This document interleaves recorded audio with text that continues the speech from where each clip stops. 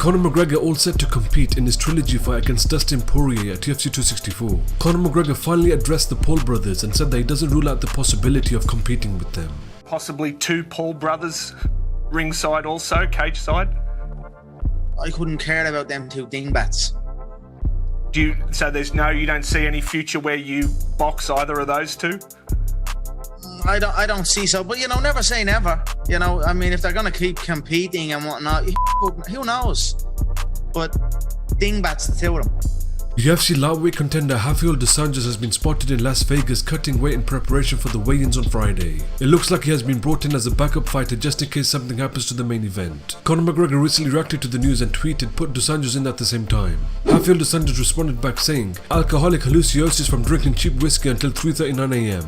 According to TSN's Aaron Bronstetter, Nick Diaz is set to make his return against Robbie Lawler on the UFC card in September. He tweeted, "Breaking, Nick Diaz vs Robbie Lawler in the works. Not yet official as co-main for an event in September per Dana White." Both fighters fought at UFC 47 where Nick Diaz won the fight by KO. Nick Diaz is coming of a no contest to Anderson Silva, and Robbie Lawler is coming of a unanimous decision win over Neil Magny. A 3-round middleweight bout between Kevin Holland vs Kyle Daukaus has been targeted for a UFC card on October 2nd. Kevin Holland is coming of a unanimous decision loss to Marvin Vittori, and Kyle Daukaus is coming of a unanimous decision loss to Phil Howes. A 3-round women's bantamweight bout between Pani Kianzad vs Raquel Pennington has been targeted for a UFC card on September 18th. Pani Kianzad is coming of a unanimous decision win over Alexis Davis, and Raquel Pennington is coming of a unanimous decision win over Marin Renault. Michael Bisping on the Believe in Me podcast gives his thoughts on Jorge Masvidal wanting to fight either Nick Diaz or Colby Covington next. Looks like breaking news.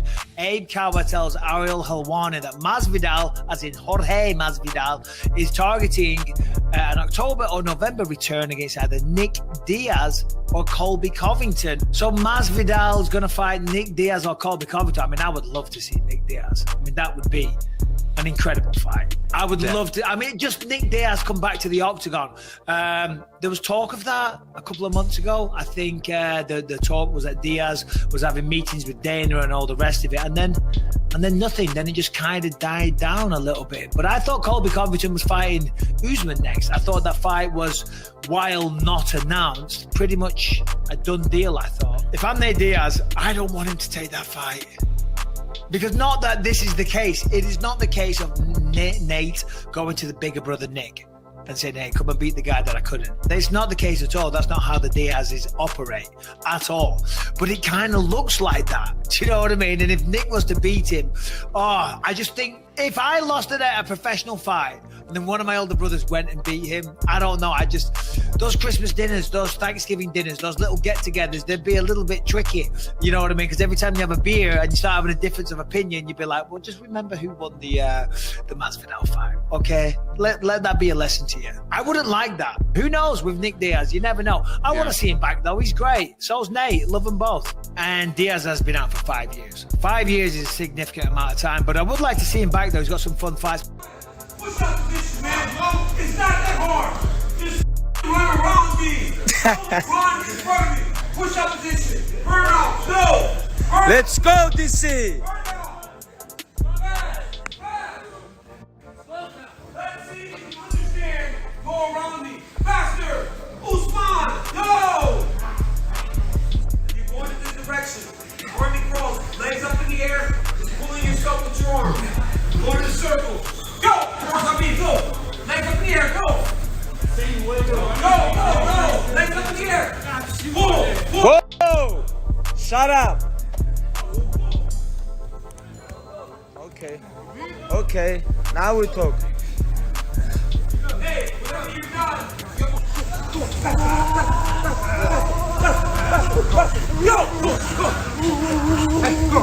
Let's go! Go!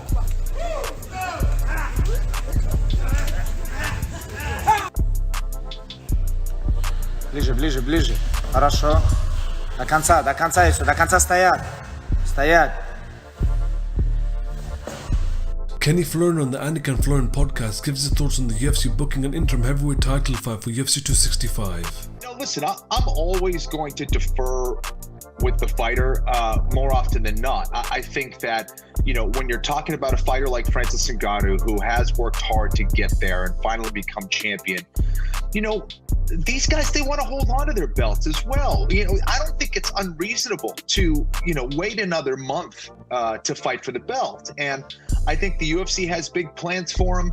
I think they get very excited. They want to book the big fights. And Francis kind of telling them no, I think genuinely upset them, obviously. And this is kind of a you to Francis Ngannou, to be candid, of saying, okay, well, you don't want to fight, we'll book another one. And we can, make another belt. And guess what? If you go any further, there's other ways for us to penalize you. So it's tough. I think these are kind of bully tactics that a lot of promoters will try to do. It's unfortunate. I think that they will work itself out. I think, ultimately the power does lie with the champion as he holds the belt. And again, I also have to say that I don't know what the inner workings are or what the communications are between Francis and what was promised to the UFC and back and forth. So it's a tricky situation for both parties. And I think it will get resolved, but I don't hate the Gane, Derek Lewis fight.